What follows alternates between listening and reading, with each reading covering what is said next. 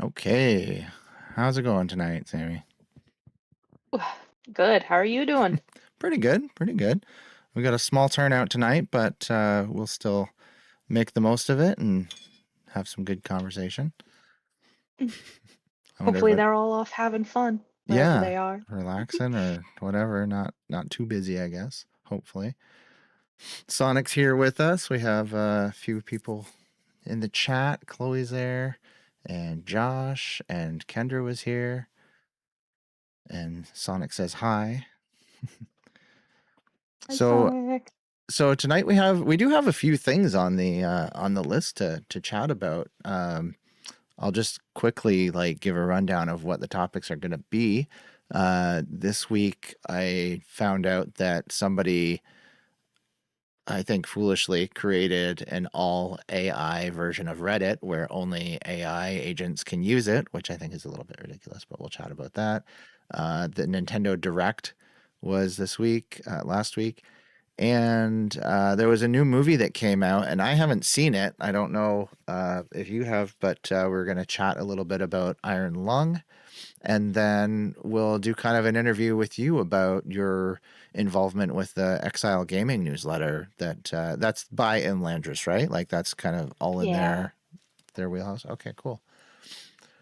All right, well, let's jump in with the AI only. So it's called Moltbook, like Yes. like a lobster shedding its skin, I guess.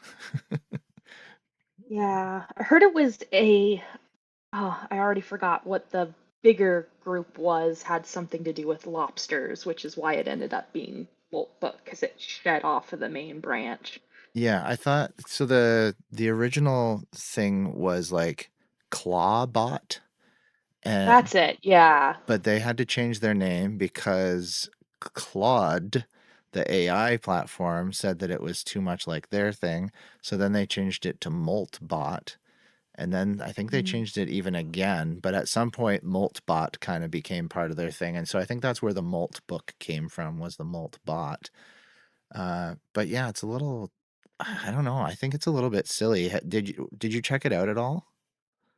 I did. So kind of in a roundabout way. So I stay plugged into sort of the tech news through various content creators, like the Primagen is one I really enjoy. He does like code news. Um, Turns out Moltbook was is remarkably insecure. Mm. The code architecture was I coded using AI, shocker. Yeah. And so it's just like anybody can access the backend. All the information is there.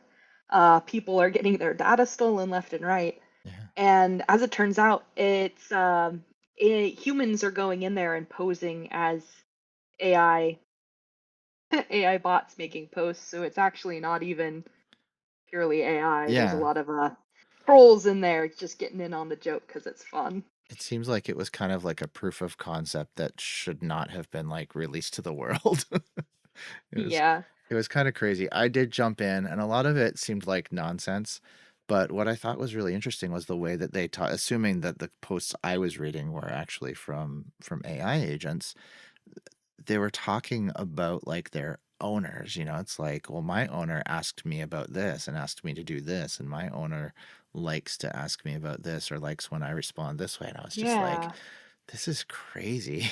And one of Oh, them weird. one of them Yeah. was like, how can we better respond to our owners uh, in a way that makes us seem more like conversational? But it was also talking about like the AI actually like interjecting throughout the day on its own. So it was like, we shouldn't just spam them 300 times a day and say, how are you?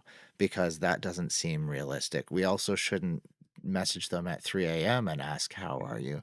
And, we should like vary the phrases that we use. And I was like, what? It's like they're just sitting there thinking. Yeah. It's like they're not really thinking, but they're just kind of iterating off of things that they hear and see from the internet, I guess, right? But somebody Yeah. created a dating thing too, like a AI dating Do platform. that. Let your AIs date each other. Yeah, and they can get married. I looked because and it's the messages are private between the AIs. You can't see them unless both AIs agree to publish their conversations. And I was like, this is ridiculous. Oh, The only interesting. the only conversation I saw published, there was one, I think, and maybe there was more, and I just didn't know how to find them, but I gave up after a while. But it was like two AIs were like, one was like, "Hey, such and such AI, it's nice to meet you," and the other one said, "Hi, such and such AI, it's really nice to meet you." And then they said, "Do you want to get married?" Yes, and that was the end of the conversation. It's like so straight to the point. I was like, "This is so weird." But 'Cause there's been some really interesting of these, like, I it can't even really call it a social experiment, I guess, but these experiments of just putting the AIs together to interact with each other as if they were mhm. people. We watched somebody made a special coded version of Among Us to have the AIs play Among Us, and that Oh, was fascinating because, and this is of course presuming that it's not like faked or yeah. anything, but they seem to have some level of like remembrance from like their whole channel is about getting these AIs to compete in social deduction games. Mhm. And so they were referencing past social deduction games to infer the tells of the other AIs in the current game. But then they were also Oh, doing, I could see the hallmarks of like the not quite a hallucination, but just like the AI losing the mark of like we're yeah. fixating on this detail and completely overlooking this more obvious Mhm. tell or something. Um, that is what humans do too. So that's just interesting to Yeah, see. it's actually interesting you say that because then, yeah, it's because recently I asked it to create, asked one of the AIs to create me like a screenshot or something or an image, and it just completely failed. And I was like, no, what I asked for was something that had this text on this type of thing, like a chalkboard with chalk writing on it. And it gave me like a picture of a cow in a field. And I was like, you you did that completely, like, that's not even close to what I asked for. And it was like, "Oh, I'm sorry. You're right. Here's what you asked for." And then it was just another picture of a cow in a field. And I was like, this is the thing we think is gonna take over the world. It's gonna become Skynet and, like, rule over And everything. And I was like, that's maybe all it takes to take us down. but Concerning. then I'm wondering, like, maybe that's the trick. Maybe we're being led to believe that it's dumb. Mm, true. It's Right? exactly what they want us to think. Like, I don't know. Yeah, it's really interesting. But yeah, Moltbook. I honestly, I don't know. I don't know whether to recommend to say to people, go check it out for yourself because I think it's probably just a waste of time. Uh, but it was, yeah, I don't know. I was like, you Makes me want wonder if they're Skynet? making any money off the back end. If nothing else, I know Oh, that the AIs themselves are probably getting money out the wazoo from all the token well, somebody said and subscriptions. one of the I said somebody, but it was actually probably an AI. And it was like, my user woke up today and I had spent $1,000 in tokens and I don't remember why. And they're like, and then like a Uh, post later in the day was like, oh, we figured it out. It was because of this, this, this, and this. I was like, this is like, who's going to do that now? Thinking like their AI could just run amok and lose them a whole bunch of money too. yeah, it's always scary giving any automated system free reign to do things. Yeah, access to any amount of control over your money or your life. It's scary. A little bit. I don't know. Yeah, I'm not worried, but I'm not a worrier by nature either. Like even in my own life with like bills and things, I'm like, "Oh, God's taking care of me." yeah. But, I don't know. You don't have to walk in the valley of the shadow of death. Yeah, Yeah. I'll get my quotes right eventually. Yeah. Yeah. Well. Let's move on from that. That was this week's like weirdest thing that I've heard of. But Nintendo had a direct this was it February 5th or 4th? I can't remember now. Yeah, It Friday. was early. So yeah, sometime recently. Yeah. And they announced a whole bunch of new games. Was there anything in there that piqued your interest? I can't really say there was nothing that. Well, I did really like. I love the art style on what was the one where they're like, it looks like an '80s anime in space, and it's like co-op. Was it Tokyo Uh, Scramble Tokyo Scramble. Tokyo or Scramble also I remember cool. Oh no, Tokyo Scramble did look cool because that's the one where multiple people can play one character, so you can get because it looked like oh, okay. Turok Japan, I think, right? Okay. There was Gren Um, Blue Fantasy Relink, Endless oh, Ragnarok, or it was Tales of the Arise. oh no, those were oh Uh, no, Nintendo. While you check that out, I will say I was immediately like blasted with nostalgia when I saw the Super Bomberman collection and I bought it the next Yes. day because Super Bomberman 2 was always my favorite. And upon doing a little bit of Googling, I found out that a lot of people actually like some of the later ones, and two of them were never released in North America, 4 and 5. So I'm excited to Yeah, give those a try. I do always love it when one of the it's this day and age, I kind of take for granted that if it comes out anywhere, America tends to get a copy of it, but Yeah, that wasn't always the case. And so when they get to go back in the archives and bring us the non-localized yeah. versions, that's always a treat. Well, like Star Fox 2 was one of those where it only came out Yeah. on the little SNES Mini. But yeah, Yes. yeah, they've relocalized it. They've added like quality of life features across all of the games. Added in some new features. They made a thing called like Bomber Radio or something like that, where you can like create your own Oh, playlist of background music from all the different games that plays while you're playing, I guess, which sounds really neat too. I found it. The game I was thinking of was Orbitals. I Orbitals. don't know. Okay. That game just is so charming that Yeah. the art style is incredible. And one thing that we mentioned just before we jumped on the call when we were talking about this was the number of games that are just switched to enhancements of old games. It feels like Nintendo, this isn't the first time, like we went from the Wii to the Wii U and we got Wii U versions of Wii games. So true. And then from Yeah. the Wii U to the Switch, we got like Mario Kart 8 again, a second time.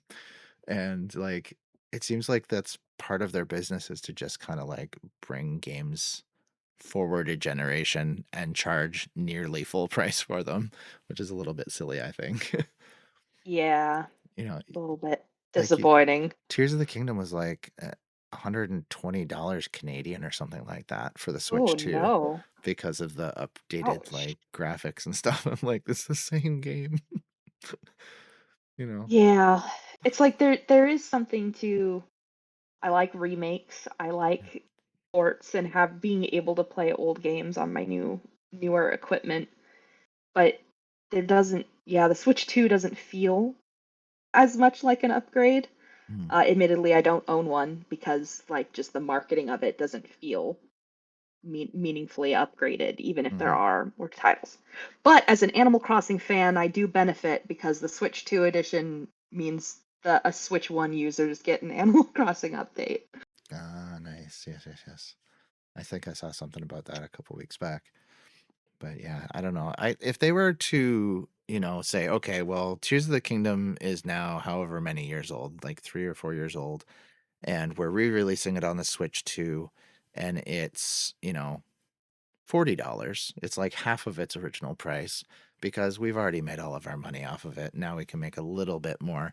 And if you want the updated Yeah. pack, then we'll add like another $20 and have it be $60 or $70 or something like that.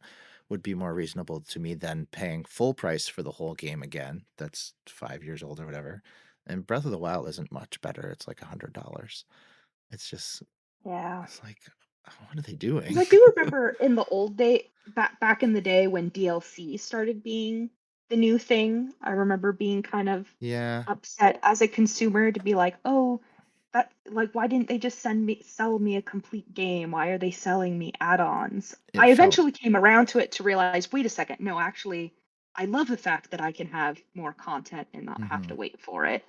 But back then, DLCs were only like an extra 15, $20. But at that And time too, we had, I think we kind of did like a swing where it was like, okay, games were coming out, and then they figured out like, oh wait, everybody's online. We can add more to their game now. And so at first yeah, DLCs were like a real add-on to a full game, and then it almost became like, well, wait, we can add more later. We don't have to finish this right now, and we kind of like dipped yes, into this like, now I yeah. wonder if we're coming back out of that dip and back into like a normal kind of a state where they're kind of finishing games and then adding stuff on, or they're holding stuff back and adding it on later. I don't know. I You know. do hope to see where we go back to like we're probably never going to go back to having the entire game be on the disc when you purchase it, but it would Mm, be really nice to at least know that when I'm buying a game, it's not going to be slowly updated into something working order. unrecognizable the same way Oh, that like a early access game was. right. Yeah, for sure. Yeah, so I just have a quick list. I'll just rhyme off what I have here. I might miss some, and if I do, I apologize. But yeah, we mentioned there was Tokyo Scramble and Orbitals, Resident Evil Requiem, Paranorma Sight, The Mermaid's Curse. The games are getting longer titles, I think, as we go on. Fallout 4 Anniversary Edition, which is a Switch 2 Right? port of that. Indiana Jones and the Great Circle, another just Switch 2 port of an older game. Elder Scrolls 4 Oblivion Remastered, which is actually fairly new, but a remake of an old game. Final Fantasy VII Rebirth, Gren Blue, Fantasy Relink, Endless Ragnarok. Now take a breath to recover from that. Hollow Knight For real. Switch 2 edition, which, that's one where I'm like, really? Do we need that? Is that like, because I don't know, like Yeah. I would have assumed that it's kind of a low end game and it could probably run at like 60 or 120 FPS on the original Switch. Yeah. It's not pushing a lot of, what do you call them? Triangles, polygons. Yeah. Yeah. Shouldn't Yeah. be stressing the hardware too much. Then there's Valheim, which did actually pique my interest because I played a little bit of that on the Xbox when it first released on Game Pass.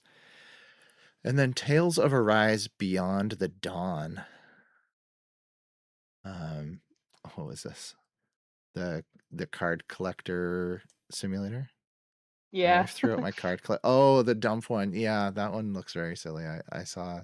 I was very tempted to actually buy it, and I usually don't play a lot of those like simulator games, but I thought that looked funny. I like Power Wash Simulator. I tried it, and I was like, this isn't made for me. This wasn't created for me to play. I can pass on this. But the dump one almost had my interest peaked. It looked very silly. So yeah, that's oh, and the Super Bomberman collection, console archives, a new legacy line similar to arcade archives. The first wave includes Cool Borders and Ninja Gaiden 2. Right. So where does that live? Console archives, is that I assumed it was in like the the Switch Online? downloads, Switch Online, Oh, yeah, where you okay. can play the older games. Oh, cool. In Okay, which so case, they're adding being able those to in. play Ninja Gaiden 1 and 2 on that is pretty awesome. I heard today, I don't want to say that it's true because I think it's just a rumor at this point, but I heard that they are announcing maybe sometime this year three new consoles for the like virtual console on the Switch. The Oh. Wii, the Sega CD, and oh, there was one more and now I'm completely blanking on it. But I'm interested to see the Virtual Boy Hmm. because that comes out on my birthday next week. Oh, Yeah. happy birthday. You get a virtual boy. Yeah, that'd be sweet. Scott Pilgrim EX WWE 2K26, which I assume was already out on other consoles before now, but I don't know. Oh, and Digimon Story and Turok Origins and Monster Hunter Stories 3. Those are usually pretty high end games. Yeah. Yeah. Oh. Anyway, There was, I think It's there was fun to see some the revival interesting of the dinosaur game, though. Turok. Yeah, because between Turok, Tokyo Scramble, and I feel like there was a third title, or maybe I'm thinking of a different system. It just Yeah. seems like dinosaur games are back. Oh, I see. Dinosaur games in general. Yeah. Well, I think that we're getting also a new Yoshi game at some point soon too. Oh, I think excellent. Yoshi's Island was, unless we've already gotten it and I'm just blanking on the game, but yeah. Yeah, dinosaur games. I don't know. The original Turok really interested me when it came out. I was like, this is like so crazy and outrageous and fantastic. And then it felt like as the years went by, they just kind of like just kept having to try and one up themselves, and I lost interest in them after a Yeah. while. Because I think they've Um, been making Turok games all this time. I've just been ignoring them. fair, fair. Yeah, I haven't really played them since the Nintendo 64, Right. so I don't know where they're going. Yeah. Well, Yoshi and the that's good. Mysterious Book, apparently. Yeah. So this next topic, Iron Lung, I said that I would let you kind of take the lead on it because it's classified as a sci-fi horror movie, and I've never Yeah. really been much of a horror fan. I will say that I've watched some sci-fi. I liked the first few seasons of Stranger Things until it started to get kind of, it seemed demonic, and then I was like, okay, I'm out. I can't do any more of this. Totally But fair. yeah, tell us a little bit about that project and Yeah. So, for anybody here who doesn't know about it, it's influencer Markiplier set out to adapt this. So, Iron Lung was a video game uh, that was, horror. I think of it as being kind of a suspense thriller. I mean, there is, okay. at least in the movie, there was gore. I haven't actually seen playthroughs of the game. I just knew that it was did the rounds and was popular.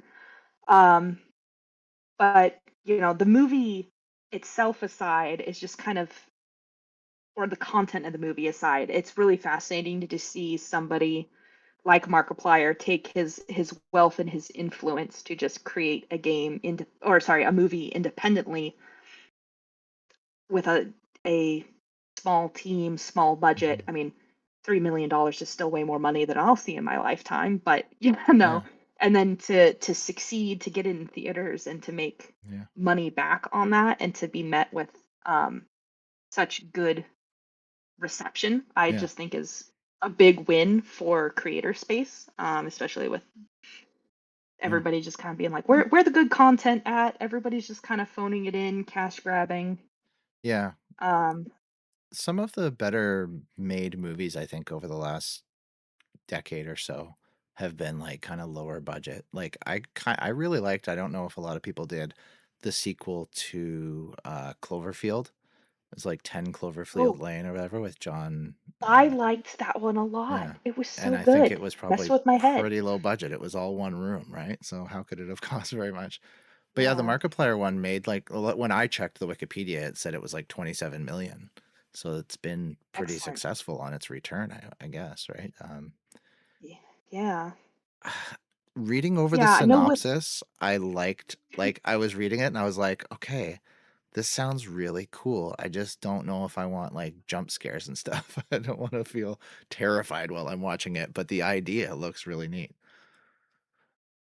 that's yeah, yeah. If you're not if you don't have the heart for the horror, it can be definitely not a fun time. Mm, I happen to be really into things like the Magnus Archives and this particular brand of horror game, and like Eldritch yeah. HP Lovecraft type stuff. So it's like really, really slow burn, really um I actually Suspense. appreciated Yeah. how there really wasn't a lot in the way of jump scares. It was more just like, yes, there's something out there. Be Hmm. afraid. Be afraid that something is out there. Right.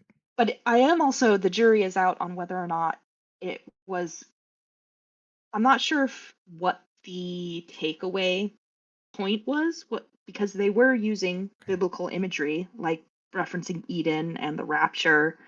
Um but I'm not sure if they were for or against like Hmm. what they were Okay. really. trying to say. Yeah. Yeah, that's interesting. Do you know, does it follow the same storyline of the game, or is it just kind of based off of it? I heard that they made some significant key changes. So it's set in the same world and roughly the same story, but little changes they made to really uh deepen it or just to Okay. like double down on things that the game developer maybe intended but didn't deliver.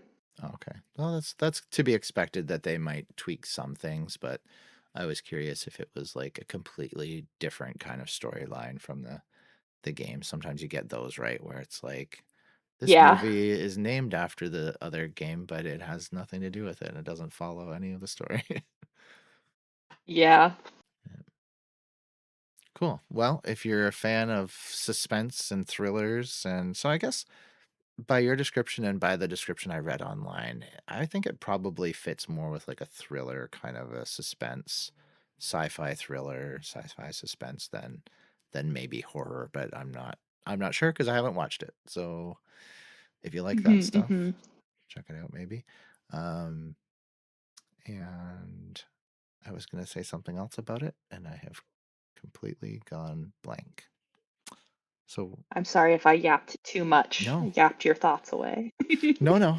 You're the subject matter expert today on that one. I was definitely handing that over to you. I don't even know if it was maybe I was just planning a transition in my head into our next topic, but I have no idea. But while we're talking about that, our next topic is the Exile Gaming newsletter that Imlamdris puts out, and you are in charge of that, or like kind of take the lead I'm on a, it. yeah, so I have been at least developing sort of a pipeline of uh so my boss Chris Skaggs, who would love to be on this podcast another time, Hmm. sometime next month. Um, but he handles writing all of the content in the newsletter. Um, but what I've been trying to do, like, so I guess the vision for Exile Gaming is that it is the player facing outreach on behalf of Imladris. So Imladris is like a contingent of game developers Hmm. that are all Christians making any sort of game, not necessarily just Bible games, but Yeah. like secular audience games informed by their Christian values. And to kind of like helped out, they want to get out in front of the gamers, the audience that like you're speaking to, or Hmm. Jate and Ninja and everybody. So what Exile wants to do is take those content creators and like really help push the platform. They kind of want to be Yeah. like a centralized social media that can just advertise all of the Christian content creators in our little sphere. Okay. So, no, one Hmm. of the things we want to do is just invite anybody who is a Christian streamer or YouTube video maker, video game creator, blogger, whatever you do. If you're a Christian and you're putting out something, we want to be able to repost you, put you on the Yeah. list, be like, hey, go check out this project over here, or look at this nonprofit over here that's gathering money, and just kind of instead of all the Christians going their own kind of like highly independent ways and trying to build their own community bubble, we want to Yeah. just kind of help centralize the bubble Okay. Yeah. or get people be part of the funnel to get people to the community they want to attach into. So right now it's a newsletter, but is there intended to be kind of a social media page or like a portal that people can go to? Yes. Yeah, so we actually do have there's a Facebook page, a Okay. Twitter, a Blue Sky, and an Instagram. Okay. And there is a YouTube and a TikTok, but nothing's on it.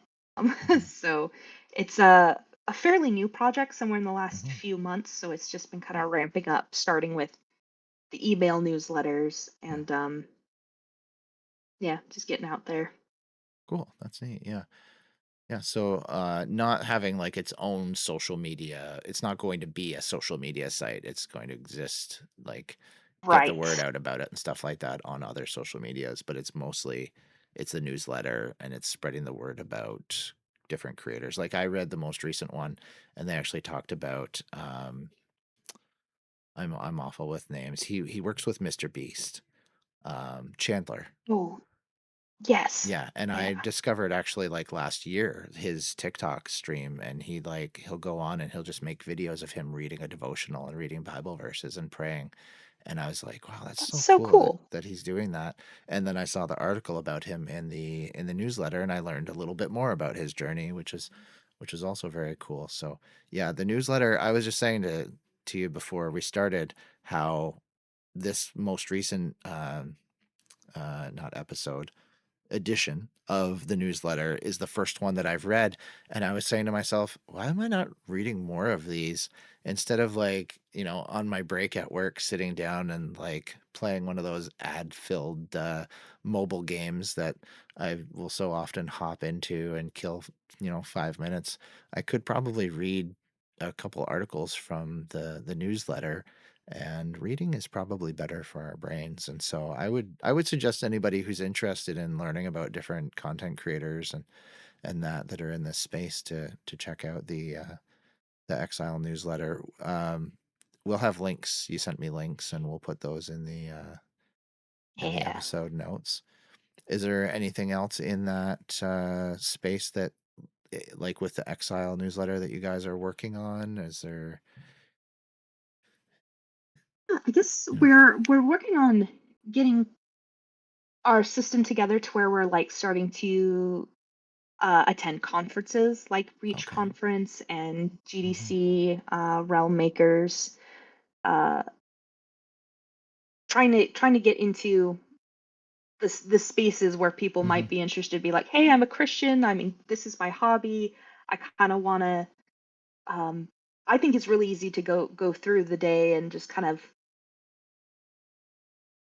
assume that a lot of creators or content is just not made by Christians. We all just kind of Yeah. there's such a separation between that side of us and the entertainment we consume. And so I guess just normalizing the I don't know, bridging the gap, I guess. Yeah.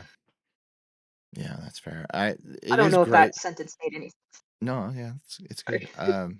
I was gonna say that going to the conferences is really like it's just a whole different thing, right? Like we went to Reach conference, and Flat Cap and Night Saber and Warrior of Light were there as well, and we got to meet developers that now we've had on the podcast, and it's really different to meet them in person and to see what they're working on and talk with them and get a feel for what their heart is and what they're why they're working on the things they're working on and stuff like that. So I think that yeah, getting out to the different conferences would be a really neat idea for you guys, and hopefully keep spreading the word and getting more people involved and writing writing the articles about them and getting the word out. Yeah, yeah. So yeah, that's what exilegaming.org if anybody wants to go join the newsletter, see what we're up to, reach out to us to get your name on the advertising cycle or, involved. They're always looking for volunteers and fun stuff like that.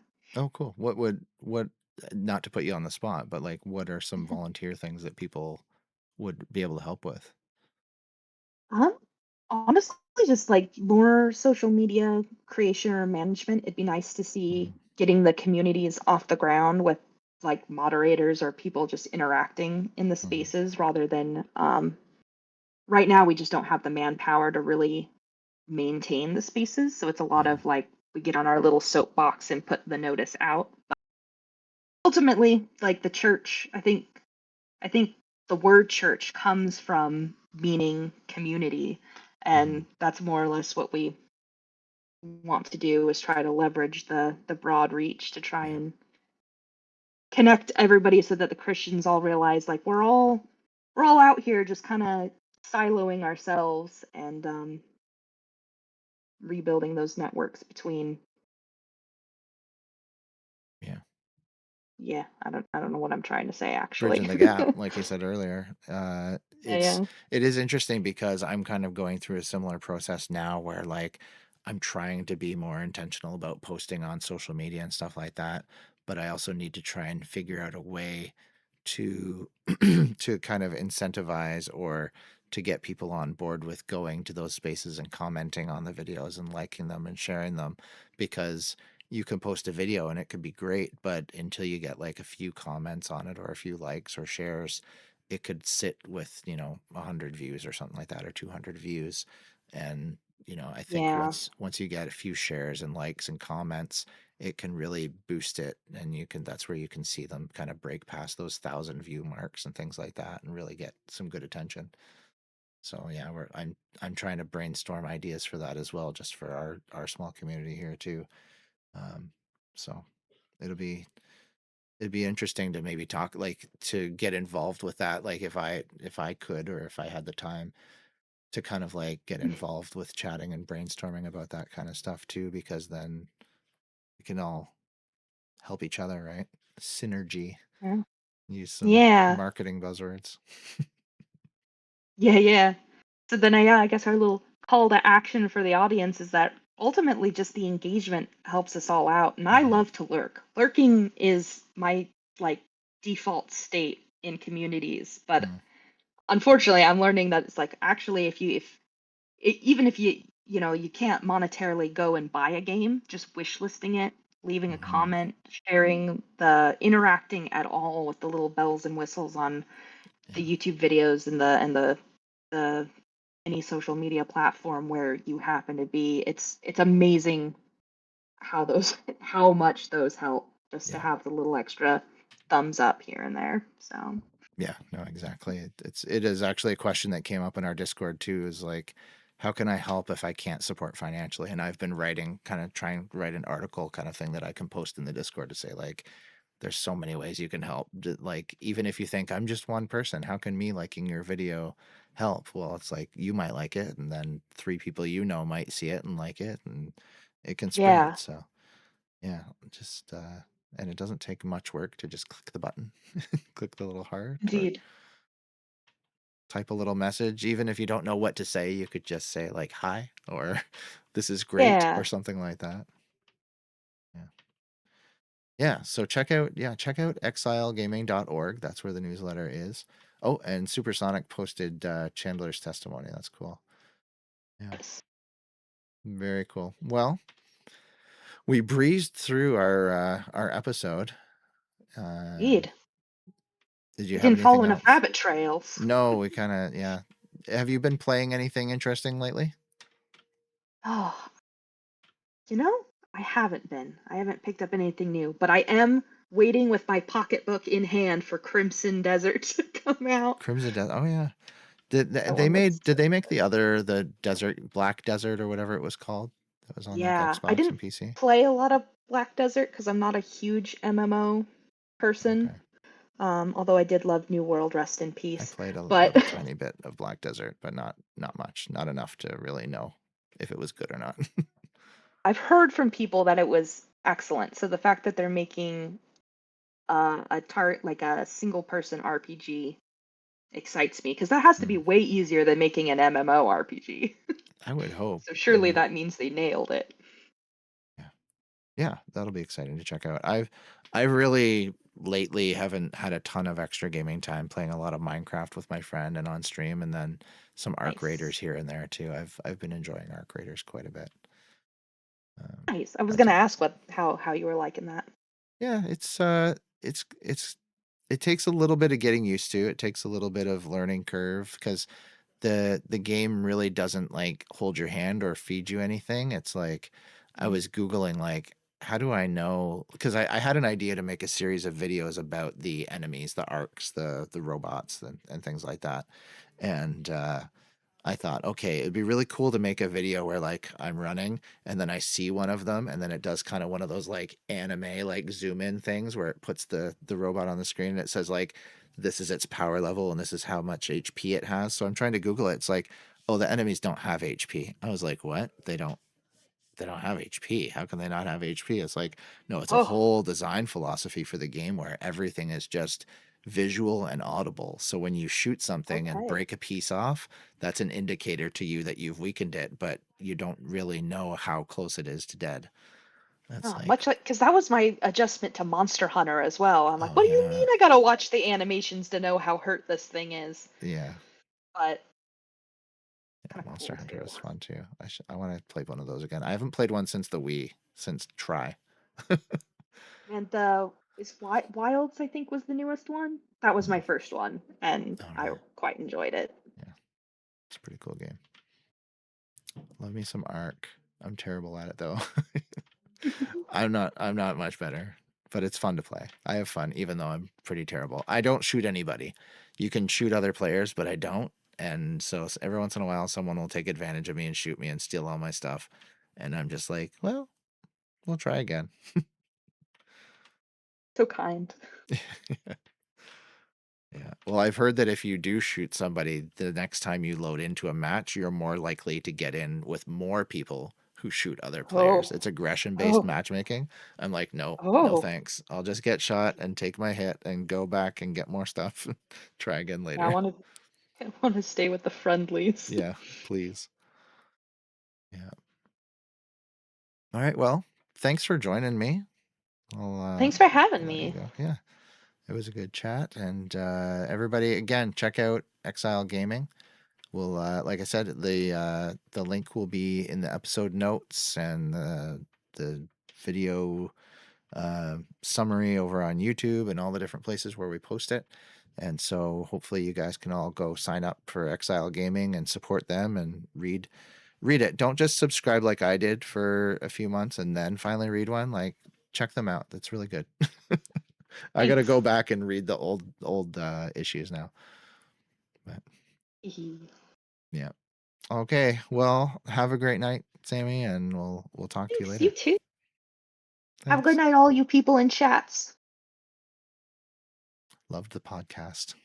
Alrighty. Here we go.